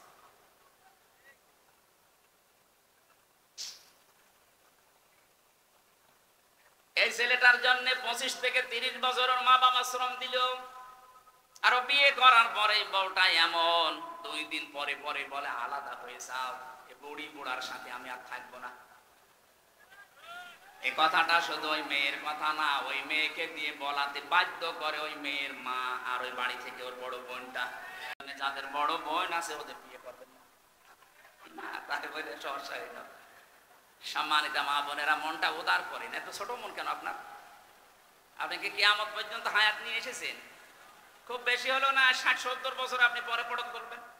এই জায়গাটা তখন আপনার বেটার বউ, আপনার ছেলে, এর আপনার নাতিপুতি, তারা এসে চাষ করবে, আপনি কবরে আগুন পাবেন। কারণ পারিবারিক জীবনে রক্তের এই সম্পর্ক একটা অটুট, একটা কঠিন বিষয়। আল্লাহ বলেন যারা সম্পর্ক রাখে না আমি তাদের সাথে কাট করে দিই, যারা সম্পর্ক রাখে আমি তাদের সাথে সম্পর্ক রাখি। এই জন্য যারা আত্মীয়তার সম্পর্ক ঠিক রাখে তাদের আল্লাহ ভয় দূর করে দেয়। যারা ঠিক রাখে নাই তাদের ভেতরে এখন যত রকমের ভয়। এই কথা বলে না কেন? কত আত্মীয় স্বজনের আপনি হক মেরে দিয়েছেন, ভয় পাবেন না কি পাবেন? আমি হাদিসটা বলার পেছনে 2 নাম্বার যে পয়েন্ট, এইটা বলার জন্য আনছিলাম। তাকসিবুল কাল্লা না তাহমিলুল কাল্লা। স্ত্রী বলছে, হে স্বামী আপনি ভয় পাবেন না, আল্লাহ আপনাকে কখনোই ভয় দেখাতে পারেন না। জিন, ভূত, পরী, পেতনি যাই বলেন, এগুলো আপনাকে ভয় দেখাতে পারে না, কারণ আপনি মানুষের বোঝা বহন করেন। কি বহন করেন? আরো জোরে বলেন বলেন। আপনি ঋণের বোঝা বহন করেন, দুঃখের বোঝা বহন করেন, কষ্টের বোঝা বহন করেন, কত রকমের বোঝা আপনি দুনিয়ায় মানুষের বহন করেন, হালকা করে দেন। আপনি ভয় পান কোন কারণে? অথচ যিনি পালিয়ে গেছেন, আমি নাম ধরেই বলছি, কত রকমের বোঝা এই দেশের ওপর উনি চাপিয়ে দিল বলেন আপনি। এই যে 2780 জন মানুষ এখন হাসপাতালে কাতরাচ্ছে, এগুলো সব তার পরিবারের জন্য, দেশের জন্য বোঝা। কারণ কারো হাত নেই, পা নেই, চোখ নেই, অন্ডকোষ নেই। এই কথা বলছে না কেন? এই ছেলেটা, এই মেয়েটা যারা অসুস্থ হয়ে এখন হাসপাতালে পড়ে আছে, এগুলো তার পরিবারের জন্য বোঝা না, এই সমাজের জন্য বোঝা না, দেশের জন্য বোঝা না। এগুলো দিয়ে গেল যিনি, উনি যদি আগে থেকে এইভাবে পালিয়ে চলে যেত তাহলে এগুলো হাসপাতালে যেত না। নবীজি বোঝা হালকা করেন আর এরা বোঝা দিয়ে যায়। অর্থনীতিকে এমন জায়গায় নিয়ে তলানিতে ঠেকিয়েছে, দেশে এখন এত ঋণ, কেউ যদি জন্ম নেয় এখন সে 1 লাখ টাকা তার মাথার উপরে দিন। ঋণের বোঝা আপনি দিয়ে চলে গেলেন, আপনি তো আরামে আছেন, কিন্তু আমরা এখন বাঁচবো কি করে? নবীজি বলেন আমার উম্মত যারা, তারা বোঝা আরো বহন করবে, মানুষের বোঝা দূর করে দেবে, হালকা করবে। আর এমন উম্মত আমরা পেয়েছি আরো বোঝা দিয়ে যায়। সুতরাং যারা মানুষকে বোঝা দিয়ে যায় তাদের অন্তরের ভেতরে ভয় তৈরি করে দেয় কে? এই জন্যই তো ভয় পালিয়েছে। হ্যাঁ, তো পালালেন কেন? এই 15.5 বছরে আপনার চাইতে মুসলমানেরা অত্যাচারের শিকার কম হয়েছে, একটাও তো পালিয়ে গেল না। জেল, জরিমানা, এমনকি আয়না ঘরে কেউ 8 বছর 10 বছর পর্যন্ত থাকছে, তারপরও পালায়নি। এই কথা বলে না কেন? আর আপনি কি হয়ে গেল যে পালিয়ে চলে গেলেন? তার মানে আপনার অন্তরের ভেতরে ভয় আমার আল্লাহ তৈরি করে দিয়েছে। যারা মানুষের বোঝা বাড়িয়ে দেয়, বোঝা বহন করে না, আরো চাপিয়ে দেয়, তাদের অন্তরে ভারী ভয়। ভয় কে দেয়? আমরা যারা এগুলো না চাপাই, আমরা হালকা করার চেষ্টা করি। একটা কর্মসংস্থান তৈরি করে 5টা মানুষকে কর্মের সন্ধান করে দেয়, ওর পর পরিবারের বোঝাটা হালকা হবে।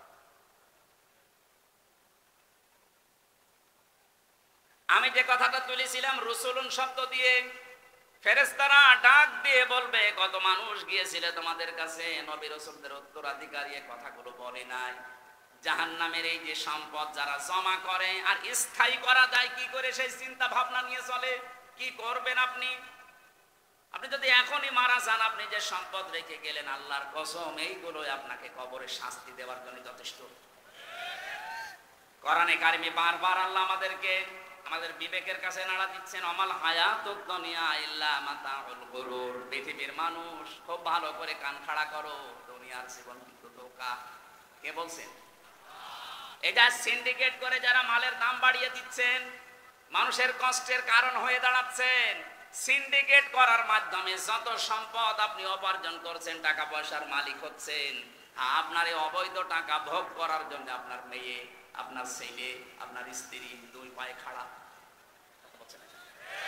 কিন্তু এর দ্বারা যে গোনা হবে, যে পাপ হবে, একটা গোনা আপনার বউ বহন করবে? জিজ্ঞাসা করেন তো। না, জীব বড় করবে। এই জন্য আমরা এখনই সতর্ক হয়ে যাই। যার জন্য যা করে যাচ্ছি, আল্লাহর কসম, এখানে আমরা যত মানুষই আছি না কেন, আমার মনে হয় খুব বেশি হলেও 70, 80, 100 বছর এরপরে এখানে কেউ থাকবেন না। সব নতুন মানুষ এখানে আসবে। আর এখানে যত মানুষ আমরা আছি, সবাই মাটির নিচে থাকবো। কি করে যাচ্ছি? একটা বিশাল জীবন পড়ে আছে। ওই জীবনটা নিয়ে বিবেকে একটু নাড়া দেয় না আপনার? ফেরেশতারা ওই কথাটা তখন স্মরণ করাবে এমন জায়গায় যে শুধরাবেন সে সময় পাবেন না। তখন একবারে বলা লাগবে, বলো বালা। আমাদের কাছে আমির হামজা এসেছিল, সুলাইমান এসেছিল, হোসাইন এসেছিল, সতর্ক বাণী উচ্চারণ করেছে, এই কথাগুলো আমাদেরকে জানিয়েছিল। আল্লাহর সাথে সাক্ষাৎ হবে। বলো বালা কদ জানা নাযীর ফাকাযযাবনা ওয়া কুলনা মা নাযালাল্লাহু মিন শাই ইলা আখিরি আয়াত। তারা যখন কথা বলতো কোরআনে কারিমের আয়াত দিয়ে, আমরা সামনে পেছনে বসে বসে মনে করতাম, না এ বেটা মিথ্যা কথা বলে, এইরকম কথা আল্লাহ দেয়নি। এরকম ধারণা অনেকের মনে আসে না? এই কথা বলছে না কেন? আমার তো মনে হচ্ছে আল্লাহ মানুষের মনের কথাগুলো তিনি যেহেতু আগেই জানেন, আগে জানিয়ে দিয়েছেন যে এরকম কিছু মানুষ বসে থাকবে, ওরা মনে মনে ভাববে না এইরকম কথা মনে হয় আল্লাহ নাযিল করেনি। শাস্তি যখন আরম্ভ হয়ে যাবে, তখন এবার বলবে, অকালু লাউ কুন্না নাসমাউ আও নাকিলু মা কুন্না ফি আসহাবিস সাঈর। ওই সময় যদি আমরা কথাগুলো শুনতাম, মনের কান দিয়ে, দিলের কান দিয়ে যদি ভালোভাবে শুনতাম, আর যদি মেনে নিতে পারতাম, আমাদের আকলকে কাজে লাগিয়ে, বিবেকটাকে যদি আমরা কাজে লাগাতাম, মা কুন্না ফি আসহাবিস সাঈর, এই জাহান্নামের সাইরে আজকে আমাদের আশা লাগতো না। ফাতারাফু বিযামবিহিম ফাসহাকাল লিআসহাবিস সাঈর। নিজের অপরাধ যখন স্বীকার করবে, এমন জায়গায় দাঁড়িয়ে স্বীকার করছে যে শুধরাবে, সে জায়গা আর পাবে না। প্রশ্ন আমরা যারা পরীক্ষা দেয় দুনিয়ায়, যখন ঘন্টা দেবে তখন প্রশ্নপত্র দেবে, তার 2 মিনিট আগে দেয়। বলেন বলেন। অথচ কি দয়া আল্লাহ আমাদেরকে দেখালেন, কতদিন পরে পরীক্ষা শুরু হবে, আগে প্রশ্নপত্র দিয়ে দিয়েছেন। প্রশ্নপত্র হাতে পাওয়ার পরেও যদি কেউ ফেল করে, ওরে আমার মনে হয় 5 থেকে 3 নামিয়ে দেওয়া দরকার। আমরা কি 5 থেকে 3 নামতে চাই? বলেন বলেন। বিবেক কাজে লাগান ভাই, সময় কিন্তু চলে যাচ্ছে। লাহুম কুলুবুন লা ইয়াফকাহুনা বিহা, তাদের কলব ছিল কিন্তু চিন্তা ছিল না। দুনিয়ার সব কিছু তারা বুঝতো, কিন্তু কোরআনের কথাগুলো না বোঝার ভান করে থাকতো। আলাহুম আ'য়ুনুল লা ইবসিরুনা বিহা, তাদের চোখ ছিল কিন্তু দেখার পরেও অন্যায়কে না দেখার ভান করে থাকতো। আমার তো মনে হচ্ছে কোরআনের আয়াতগুলো আল্লাহ কেবল এই 24 সালে নাযিল করছে। দেখেন তো এই দেশে বহু মানুষ দেখার পরও না দেখার ভান করে থাকে। পত্রিকার কাগজে, টিভির পর্দায়, মোবাইলের পর্দায় কত কিছু প্রতিদিন ভেসে আসে, দেখে কিন্তু নিজের দলের লোক বলে কিছু বলে না। আর অন্য দলের লোক যদি চুন থেকে পান খসে, পান থেকে চুন খসলে ওর ফতোয়া দেখে কে? কি হয়েছে আপনার চোখের? এই যে দেখার পরও যারা না দেখার ভান করে থাকেন, তাদের এই চোখের ভেতরে আল্লাহ কিয়ামতের দিন সীসা গলিয়ে দেবে।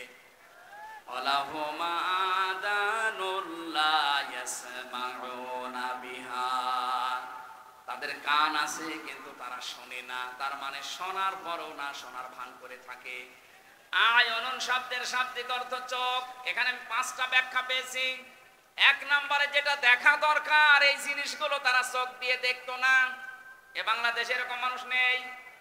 আপনার তো চোখ দিয়ে দেখা দরকার আপনার মাকে, এই কথা বলছেন কেন? অথচ মায়ের দিকে তাকায় না। আপনার চোখ দিয়ে দেখা দরকার আপনার বউকে, বউর দিকে তাকায় না, ও তাকাচ্ছে বান্ধবীর দিকে।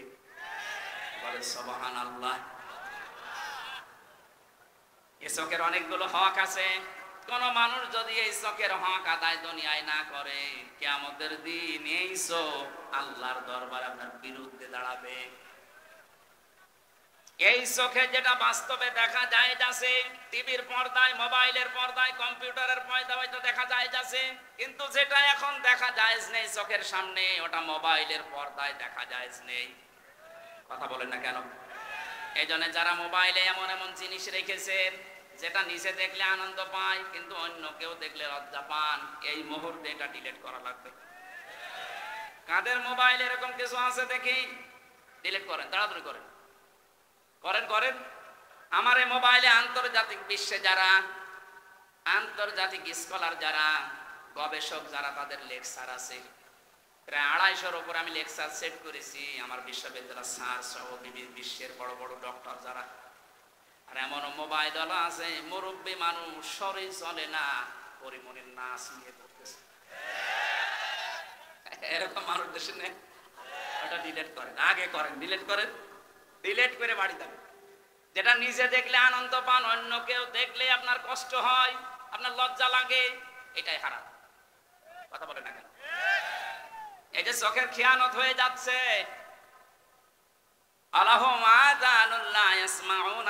তাদের কান ছিল কিন্তু যেটা শোনার দরকার ওটা শুনতো না। এমন এমন জিনিস শুনেছে যেটা শোনা তার এই কানের জন্য জায়েজ ছিল না। আমরা আশা করছি আপনি কান দিয়ে এমন কিছু শুনবেন যেটা শুনলে কিয়ামতে আপনার পুঁজি তৈরি হবে। ইয়া আইয়ুহাল্লাযীনা আমানুত্তাকুল্লাহা ওয়াল তানজুর নাফসুম মা কদ্দামাত লিগাদ ওয়াত্তাকুল্লাহা ইন্নাল্লাহা খাবীরুম বিমা তা'মালুন। বলেন আল্লাহু আকবার। ওহে যারা ঈমানের দাবি করো, আমাকে ভয় করো। প্রতিটি ঈমানদারের উচিত, প্রতিটি নফসের মানুষের উচিত এই যে আগামী দিনের জন্য তার প্রস্তুতি কেমন আছে এটা যেন সে নজর করে দেখে। আল্লাহ কিন্তু এখানে নাজারা দিয়েছেন, রোয়া দেননি। রোয়া মানেও দেখা, কিন্তু রোয়া মানে চোখ দিয়ে দেখা, আর নাজারা মানে গবেষণা করে দেখা। প্রতিটি মানুষের উচিত হবে চিন্তা ভাবনা করে গবেষণা করে দেখা যে আগামী দিন যে সময় আমার সামনে আসছে, ওই দিন তো আমার সামনে আমার স্ত্রী, ছেলে মেয়ে, আমার বন্ধু বান্ধবী কেউ থাকবে না। সুতরাং ওই জায়গায় আমার চলার মতো কেমন পুঁজি তৈরি হয়েছে একটু দেখি। এই চিন্তা যতদিন আপনার মনের ভেতরে বদ্ধমূল ভাবে না বসবে, আপনার জীবন ততদিন আপনি পরিচ্ছন্ন করতে পারবেন না। তাফসীরে তাবারির ভেতরে একটা ছোট্ট ঘটনা পড়েছিলাম এই আয়াতের। আল্লাহর এক বুজুর্গ বান্দা গেছে বাজারে, সাদাই করার পরে দোকানদারকে টাকা দিয়েছে। দোকানদার টাকাটা উলট পালট করে বলছে, হুজুর এটা চলে না, অচল, নিয়ে যান, অন্য দিন দিয়ে যাবেন। যেই বলেছে অচল, উনি স্টপ করে পড়ে গেছে। জ্ঞান ফেরার পরে মানুষ জিজ্ঞাসা করছে, কি সমস্যা কি? এ দোকানদার আপনাকে মেরেছে, ভয় দেখিয়েছে? বলছে না। আপনি অজ্ঞান হয়ে গেলেন কেন? বুজুর্গ বান্দা বলছে, দেখো এ বাজার করার পর সদাই কিনে যখন টাকাটা দিলাম, উনি উলট পালট করে বলছে এটা অচল, এর মাঝে যে দাগটা থাকার দরকার ওটা নেই, এটা দুনিয়ার বাজারে চলে না। চিন্তা করলাম আমারও তো একটা 100 টাকার নোট আছে, আমার হায়াত, আমার 60, 70, 80 বছরের হায়াত। আমি যদি এখনই মারা যাই, আল্লাহ পাক যদি আমার হায়াতটা দেখে বলে, হামজা তোর হায়াত চলে না, এর ভেতরে শিরিক পাওয়া যায়, যেটা দেখতে মানা করেছিলাম ওইটা তুই দেখেছিস, এটার মধ্যে লেখা আছে। যেটা শুনতে নিষেধ ছিল ওইটা শুনেছিস, এটা এখানে লেখা আছে। এরকম আমল নামা নিয়ে, এরকম একটা হায়াত নিয়ে, এরকম টাকা নিয়ে আমার জান্নাতে যাওয়া যাবে না। যা, তখন আমার কি হবে এই চিন্তা করে আমি সেন্সলেস হয়ে গেছি। এজন্য আমাদের আগামী দিনের জন্য একটু চিন্তা ভাবনা এখনই করা দরকার। আমি যদি এখনই চোখ বন্ধ হই, আমি যদি এখনই পটল তুলি, কি হবে আমার আগামী দিনের বিশাল জীবন আমার সামনে পড়ে আছে। আমি আল্লাহ আবার বলছি,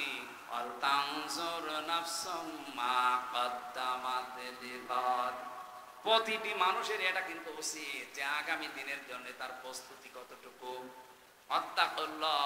আমি আবার স্মরণ করাচ্ছি, বান্দারা সতর্ক হও, সতর্ক হও, বিবেকটা কাজে লাগাও। ইন্নাল্লাহা খাবীরুম বিমা তা'মালুন, অবশ্যই আমি আল্লাহ সব খবর কিন্তু রাখি যে তোমার কি কাজ কারবার চলছে। যেন আল্লাহর কাছে আমাদের বিবেকের যেহেতু প্রশ্ন হবে, আমাদের চোখের প্রশ্ন হবে, কানের প্রশ্ন হবে। এই তিনটি ইন্দ্রিয় শক্তি যাদেরই আল্লাহ দিয়েছেন তাদেরই আল্লাহ ব্যবহার সঠিক না করলে জাহান্নামে দেবেন। আল্লাহ পাক আমাকে সহ যারা এসেছি আমাদেরকে যেন বাঁচিয়ে দেন, বলেন আমিন। আল্লাহ যদি কিয়ামতে কাউকে বাঁচাতে চান, এই তিনটা অপরাধের সাথে যারা জড়িত আমরা নিয়ে, এগুলোর ব্যবহার যাদের সঠিক আছে, তাদেরকে যখন বিচারের কাঠগড়ায় দাঁড় করাবেন, ন্যায় বিচার করলে আমরা বাঁচবো না। ন্যায় বিচার করলে বাঁচবো? বলেন বলেন না, আপনি কি বিশ্বাস হচ্ছে না? আল্লাহ যদি কারো উপরে ন্যায় বিচার করে, কেউ জান্নাত পাবে না। অবিচার তো আল্লাহ করবেনই না, ন্যায় বিচার করলেও বাঁচবেন না। একটা পদ্ধতি শুধু খোলা থাকবে, আল্লাহ যদি কাউকে মাফ করতে চায়, তাকে ওই দেওয়ালের ভেতরে একটা পর্দা দিয়ে দেবেন।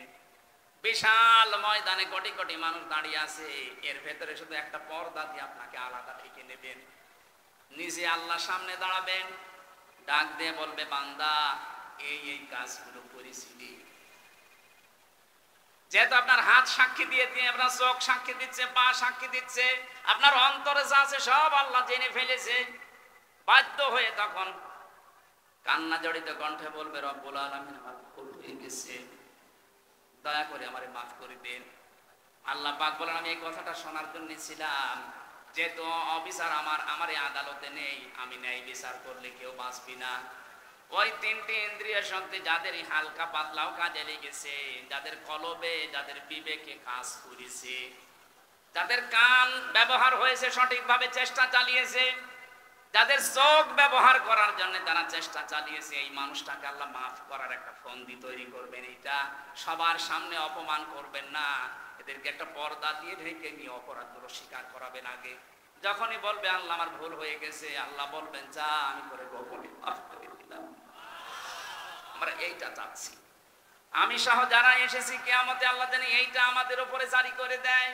গোপনে গোপনে তিনি আমাদের জিজ্ঞাসা করে গোপনে মাফ করে দেয়। এর জন্য এই তিনটি ইন্দ্রিয় শক্তিকে আমাদের কাজে লাগানো লাগবে। কথা বলেন ঠিক কিনা? যদি আমরা এগুলো না করে দুনিয়া থেকে বিদায় নেই, আল্লাহ বলেন, তুই আমার কাছে চতুষ্পদ জানোয়ারের চাইতেও নিকৃষ্ট জীব, বালহুম আদল, তার চাইতে খারাপ। উলাইকা হুমুল গাফিলুন, বান্দা তোরা গাফেল। এই যে উলাইকা শব্দ ব্যবহার করা হয় ইসমে ইশারা দিয়ে, আল্লাহ যেন তার কুদরতি আঙ্গুল এইভাবে জামালপুরের দিকে দিয়েছে, এই দেওয়ানগঞ্জের কাঁঠার বিলের দিকে আল্লাহ দিয়ে বলছে যে এই মানুষগুলো এতক্ষণ যারা আমার এই আয়াতটা শোনা পরেও যারা বিবেক কাজে লাগাবে না, এই মানুষগুলো গাফেল। আর গাফেলদের জন্য আল্লাহ জান্নাত নেই। আল্লাহ আমাদেরকে সতর্ক হওয়ার তৌফিক দিন, বলেন আমিন। আল্লাহুম্মা আমিন। লা ইলাহা ইল্লা আনতা সুবহানাকা ইন্নী কুনতু মিনাজ জালিমিন। রাব্বানা যালামনা আনফুসানা ওয়া ইল্লাম তাগফির লানা ওয়া তারহামনা লানাকুনান্না মিনাল খাসিরিন। সারাটা জীবন অপরাধ করে জীবনটা নষ্ট করে ফেলেছি। হাত উঠায় কথা বলবো ভয় করে, লজ্জা করে। রব্বুল আলামিন, অপরাধের দিকে তাকিও না, তাহলে তোমার মাফ করতে ইচ্ছে করবে না। আল্লাহ তাআলা